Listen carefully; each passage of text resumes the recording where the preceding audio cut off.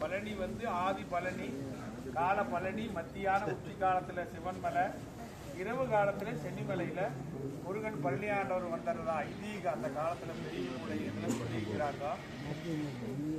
கோடி தேவர்கள் வந்து கும்பரதா சொல்லியிருக்கிறாங்க. அந்த காலத்துல செல்லங்காட்டையும் ஒரு பூசாரி இங்க வந்துருக்காரு. அவர் வந்து மலை மேல வந்து சாமிக்கு வந்து பால் எடுத்துட்டு வருவாங்க ரயில் பண்ணிட்டு. போய் ஒரு நம்ம வேட்டு வேலை பூசாரி போய் அவர் சேவை செஞ்சுட்டு இருக்காரு. அப்ப அவர் கனவுல என்னைக்கு நீ அரசாங்கட பால் வையப்பா அப்படின்னு கேட்டிருக்காரு சுவாமி. அப்ப எங்கிட்டேது காசெல்லாம் ஒன்றும் இல்லை அப்படின்னு இருக்காரு. அப்ப அவர் பூசை பண்ணிட்டு இருக்கிற போது ஒரு 100 அடி கிணறு இருந்துதா, அந்த கிணத்துக்குள்ள தூக்கி வச்சுட்டாராம். அப்ப அங்கிருந்து எந்திரிச்சு வந்து மறுபடியும் மாட்டிட்டார்.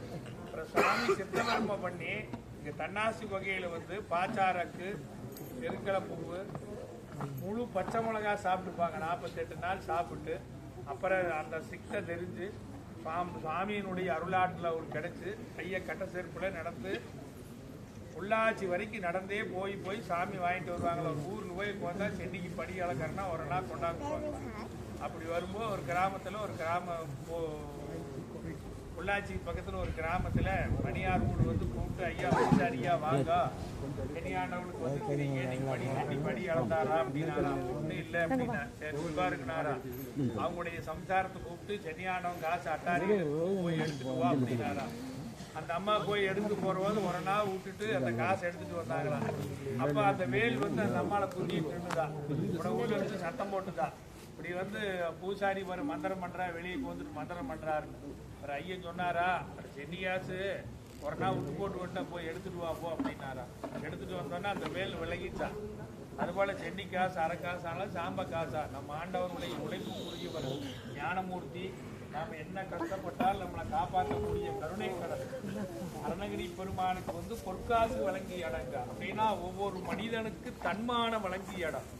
படித்த உழைச்சவனு காசு. அப்ப செங்கோத்தரைய கோயில் கட்டுறதுக்கு இப்பெல்லாம் சாதாரணம் இல்லை, பெரிய கோயில்லாம் இருக்கிற கல்மண்டமெல்லாம் அவர் தான் கட்டியிருக்கிறார். அப்பெல்லாம் அவருடைய அந்த எருமையில தான் எழுத்துட்டு வந்தாங்களா, அவளை சிரமப்பட்டு கட்டுனாங்களா. அப்போ பொழுது வரைக்கும் வேலை செய்யறவங்களுக்கு பொரியலை கலந்து போடுவாங்களா. அப்போ உண்மையா பாடுபட்டவங்களுக்கு காசு இருக்குமா, பாடுபடாதவங்களுக்கு பொறி ஆயிருமா. எனக்கு ஊசாரியே பொறி ஆயிடுச்சு அப்படின்னு சொன்னா நீ சென்னைக்கு பாடுபட்டது அவ்வளவுதானா. அதனால வருந்தத்தக்க வரம் எல்லாத்துக்கும் கிடைக்கும், கிடைக்காது போவாது. நம்ம எவ்வளவு வருந்து இறைவன்கிட்ட தரிசனம் பண்றோமோ அவளுடைய ஆற்றல் நாம ஜெயிச்சே தீர்வோம். உங்களுக்கு எல்லா திருவருளையும் கிடைக்கும். துன்பத்தை கட்டு கவலையே விடக்கூடாது. துன்பம் எவ்வளவு வருதோ அவளை நன்மை நமக்கு கிடைக்கும். துந்தியை பார்த்து கண்ணன் கேட்டாரா, உனக்கு என்ன வேணும்?